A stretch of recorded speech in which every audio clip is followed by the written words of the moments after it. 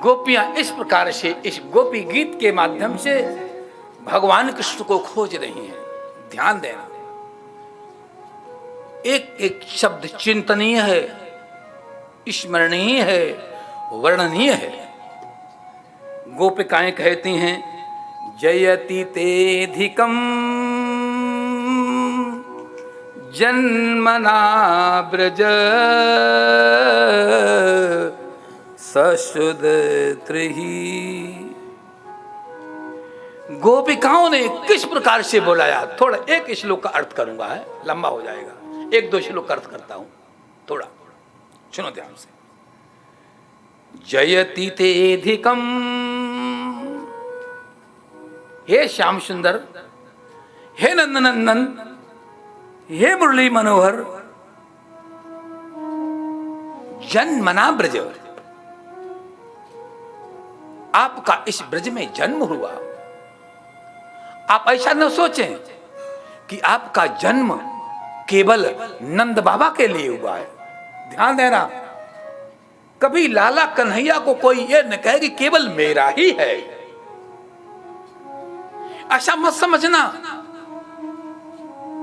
कि मैं केवल नंद बाबा का हूं, मैया जशोदा का हूं। गोपियां कह रही हैं, ये मत समझना कि केवल नंद बाबा का हूं, केवल मैया जशोदा का हूं। हे श्याम सुंदर, हे मदन मोहन, हे मुरारी, आपको मालूम होना चाहिए आपका जो जन्म हुआ है वो सभी के लिए हुआ है, पूरे लोक के लिए हुआ है, हर मानव के लिए हुआ है। सभी आपको स्मरण करते हैं, हे मेरे श्याम सुंदर, जयति ते जयति, मेरे श्याम सुंदर आपकी जय हो, आपकी जय हो, आपकी जय हो। सभी गोपिकाएं श्याम सुंदर की जय बोलती हैं। तो याद धरता, हम सभी लोग, हम सारे के सारे आपका चिंतन करते हैं, आपका स्मरण करते हैं। आपके स्मरण और चिंतन के बिना हम एक भी पल नहीं रह सकते हैं। जिस प्रकार से किसी मछली को जल से निकाल करके बाहर रख दो तो मछली तड़पती है और अपने प्राण पखेरुओं को उड़ा देती है, शरीर को छोड़ देती है। हे श्याम सुंदर, आप ठीक किसी प्रकार से हम लोगों को विलग करके, अलग करके, जिस प्रकार से कोई मछली को अलग कर देता है, आपने भी ठीक ऐसा ही किया है। हमसे विलग होकर के, हमसे लुप्त होकर के आपने मेरी मछली की तरह स्थिति बना दी है। अब हम तुम्हारे प्राण निकलने वाले हैं। हे श्याम सुंदर, अब मैं क्या करूं? हे श्याम सुंदर, अब मैं क्या करूं? गोपिकाएं रुदन कर रही हैं, गोपिकाएं रो रही हैं। गोपियां बोली, हे श्याम सुंदर, जिस पर तुम हो रीझते, क्या देते युद्धवीर, रोना धोना शिशिकिना आहों की जागीर। हे मेरे श्याम सुंदर, हम सभी तड़प रहे हैं, हम सभी व्याकुल हैं आपके बिना। क्या आपने प्रेम इसीलिए किया था? क्या प्रेम का यही परिणाम होता है? क्या प्रेम का यही स्वरूप है? क्या प्रेम का यही लक्षण है कि तुम्हारे लिए हम तड़फें, हम बिलखें, हम रोएं, हम भटकें? गोपियां जंगल जंगल में भटकती हैं, हर बृहस्पति के पास जाती हैं। विवेचन आया है कि भगवान की स्मृति में, याद में गोपिकाओं ने सोचा कि अब ये पल कैसे कटे, एक घड़ियां वियोग की कैसे कटे। तो गोपिकाओं ने आपस में सलाह की। आगे चल करके राधा जी भी इनको मिल गई थी। हाँ, घड़ी दिमाग में खटक रही है, बातें कुछ छूट रही हैं। वृंदावन बिहारी लाल की राधा भी मिल गई। राधा आदि सभी गोपियों ने मिलकर के आपस में सलाह की कि अब अभी तक जितनी लीलाएं भगवान श्याम सुंदर के साथ में रह करके की, हम सब अब वही लीलाएं करते हैं। कोई पूतना बनती है, एक कृष्ण बन जाती है। पूतना की लीला की, शक्तासुर की लीला की, बकासुर, अघासुर, तृणाव्रत की सभी लीलाएं कर रही हैं कि भगवान के इस गुणानुवाद में ही कम से कम प्राण हमारे अटके रहें, बने रहें। गोपिकाओं की बड़ी विचित्र स्थिति है। गोपिकाओं ने सोचा यदि मैं कहीं मेरे प्राण पखेरु उड़ गए तो मेरे श्याम जब मुझे स्मरण करेंगे तो मेरे न होने पर मेरे श्याम की क्या स्थिति होगी। इसलिए केवल प्राण उन्होंने रख रखे हैं, तो केवल श्याम के लिए रख रखे हैं। सभी गोपिकाएं इस प्रकार से भगवान कृष्ण के चिंतन में, लीलाओं में निमग्न है, तन्मय है। यहां विवेचन आया है इस गोपी गीत में। संक्षेप से मैंने बोला, केवल भाव कहा है, निष्कर्ष कहा। उन गोपिकाओं ने इस प्रकार से गोपी गीत के माध्यम से कन्हैया को याद किया। और जब गोपिकाओं को देखा भगवान श्याम सुंदर ने कि रोते रोते इनके सभी के वस्त्र गीले हो गए हैं, सभी के वस्त्र गीले, इतनी रोई कि सभी जिस प्रकार से किसी ने इन वस्त्रों पर पानी डाल दिया हो। जब सारी गोपियां इस प्रकार से रोई, भगवान ने श्याम सुंदर ने देखा अब गोपियां मेरी रो रो करके व्याकुल हो गई हैं, तो भगवान श्याम सुंदर उन्हीं गोपियों के बीच में गोपी का रूप धारण करके एक साड़ी को पहन करके और लंबा सा घूंघट निकाल करके उन्हीं गोपियों के अंदर प्रकट हो गए। और प्रकट होकर के श्याम सुंदर ने बंसी की आवाज की, बंसी बजाई। गोपिकाओं ने कहा कि ये बंसी तो श्याम सुंदर की है। उस कोने से बजाई, गोपियां उधर दौड़ी। इतने में भाग करके कन्हैया उस कोने में गए, वहां से पी की आवाज आई, गोपी उधर दौड़ी। जिधर जिधर से आवाज आती है गोपी उधर ही दौड़ देती है। गोपियों ने कहा, हे श्याम सुंदर, हम आपको छोड़ने वाले नहीं हैं। आप कितना तरसाओ, कितना भटकाओ, हम आपकी बन चुकी हैं, आपको छोड़ने वाले नहीं हैं। सभी गोपिकाओं ने प्रार्थना की, हे नंदन मुरली मनोहर श्याम सुंदर, अब मुझे जल्दी दर्शन दो, नहीं तो हम इस जमुना जल के अंदर कूद के मर जाएंगे। उसी क्षण भगवान श्याम सुंदर उन सभी गोपियों के बीच में प्रकट हो गए। बोलो कृष्ण कन्हैया लाल। भगवान प्रकट हुए, भगवान को कहां बिठाएं? सभी गोपियों ने अपनी अपनी चुंदर उतारी, ओढ़ने वाली ऐसी तय की और तय करके इस चुंदर को भगवान के लिए बिछाई। यूं लंबा ढेर लग गया। हे श्याम सुंदर, इसी पर आप बैठो। इसी पर भगवान ने छलांग लगाई, ऊंची सी गद्दी बन गई, उस पर भगवान श्याम सुंदर बैठ गए। एक गोपी ने प्रश्न किया, बहुत रुलाया आपने, बहुत सताया आपने, ये बताओ ये प्यार इसी को कहते हैं? रुलाना ही प्यार है क्या? ये आहें भरना ही प्यार है क्या? जिसमें तुम खुश होते हो यही करते हो? हे श्याम सुंदर, जिस पे तुम हो रीझते, जिस पर तुम हो रीझते, क्या देते युद्ध वीर, रोना धोना शिशकिना आहों की जागीर। हे मेरे श्याम सुंदर, ये तुम पर यही जागीर बची, यही धन बचा है, रुलाने के अलावा कुछ तुम्हारे पास नहीं है। भगवान ने बहुत अच्छा उत्तर दिया। हे गोपांगनाओ, हे ब्रजांगनाओ, सुनार उत्तर है भगवान का। हे मेरी ब्रजांगनाओ, गोपांगनाओ, जब सुनार उस सोने के टुकड़े को लेता है और समझता है इसमें मैल है, तो जलती अग्नि के अंदर झोंक देता है, जलती अग्नि के अंदर डाल देता है। और जलती अग्नि में डालने के बाद हे गोपिकाओ, उसका सारा मैल जल जाता है, सोने में निखार आ जाता है।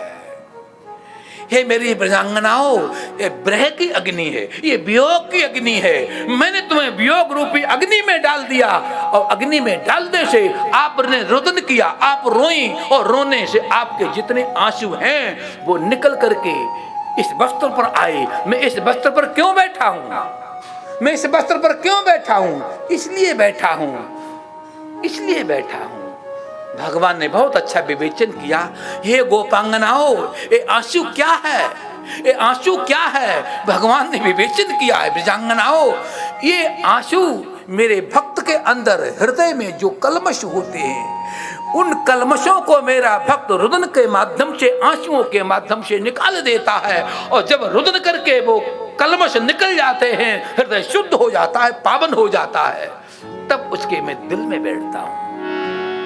रुदन करके आपका दिल स्वच्छ हो गया है, पाप हो, साफ हो गया है। अब आपके में कोई अहम नहीं रहा, कोई अहंकार नहीं रहा, सो मैं आकर के प्रकट हो गया हूं। गोपांगनाओं, ब्रजांगनाओं, बहुत लंबा चौड़ा प्रश्नोत्तर है, समय नहीं है, बहुत कुछ प्रश्नोत्तर हुए हैं। भगवान श्याम सुंदर उस पर विराजमान।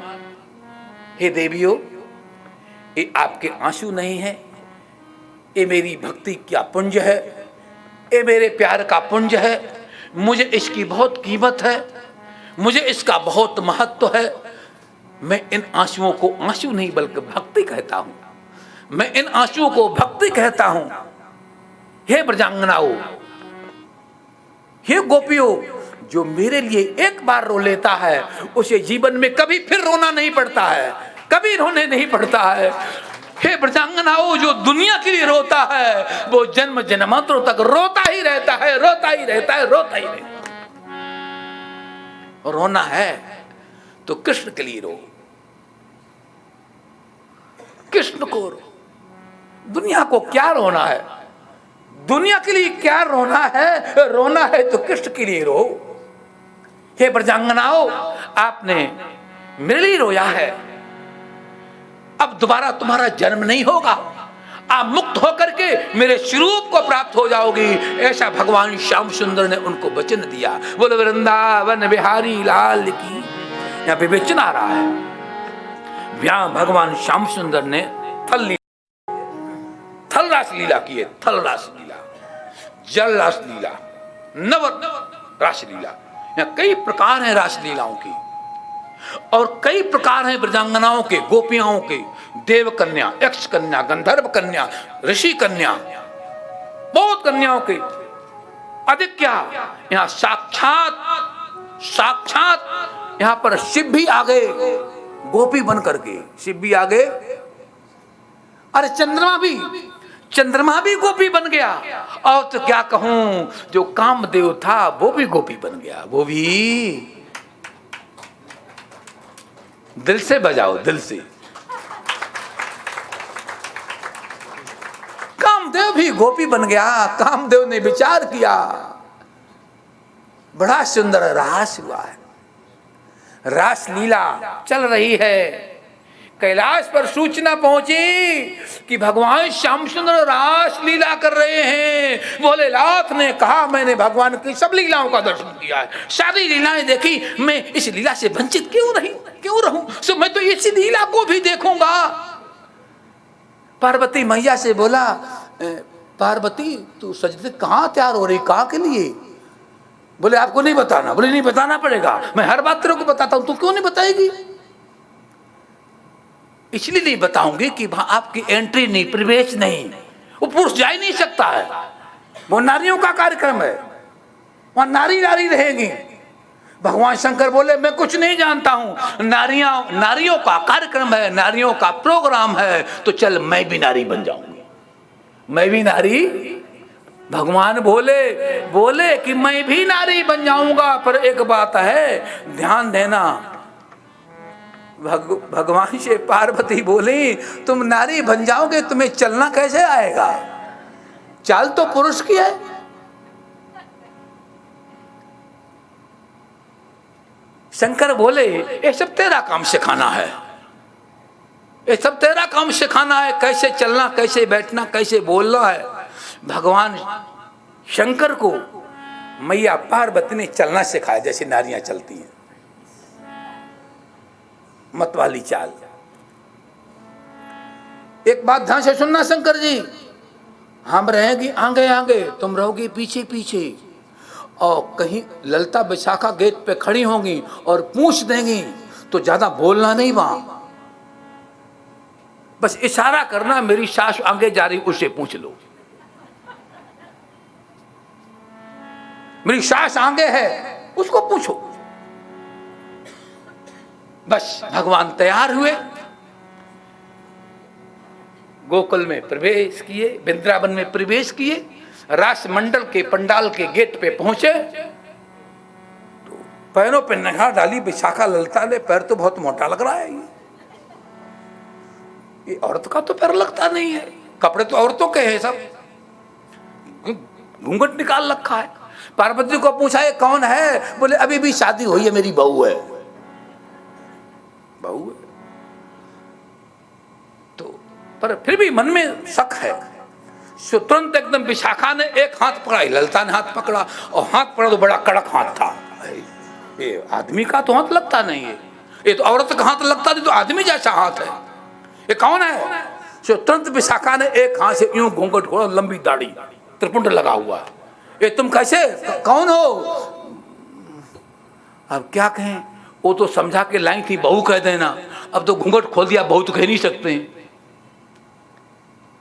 चुप। देवी मैंने सब लीलाओं को देखा है, मैं शिव हूं, मैं शंकर हूं, शिव की सब लीलाओं को मैंने देखा है, सोचा ये लीला क्यों न देखूं, सो मैं इस लीला को देखने आई थी। ध्यान देना, जमुना पार आज भी कभी वृंदावन जाओ, जमुना पार में भांडीर वन है, और भांडीर वन में एक वहां पर कुंड है, उस कुंड के अंदर उन्होंने कहा इसमें जाओ गोता लगाओ, और गोता के लगाते ही तुम पुरुष से नारी बन जाओगे। शंकर ने गोता मारा, वो सच में नारी बन गए, नाम पड़ा गोपेश्वर, गोपेश्वर महादेव की, गोपेश्वर महादेव बन गए। और महादेव बन गए, अब उन्होंने कहा कि जाओ अंदर प्रवेश करो, कोई समस्या ही नहीं रही। अंदर प्रवेश किया, रास चल रहा है, बड़ा सुंदर रास हुआ। क्या करूं जी,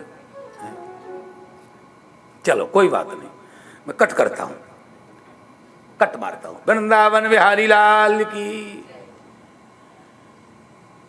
भगवान श्याम सुंदर का रास चल रहा है,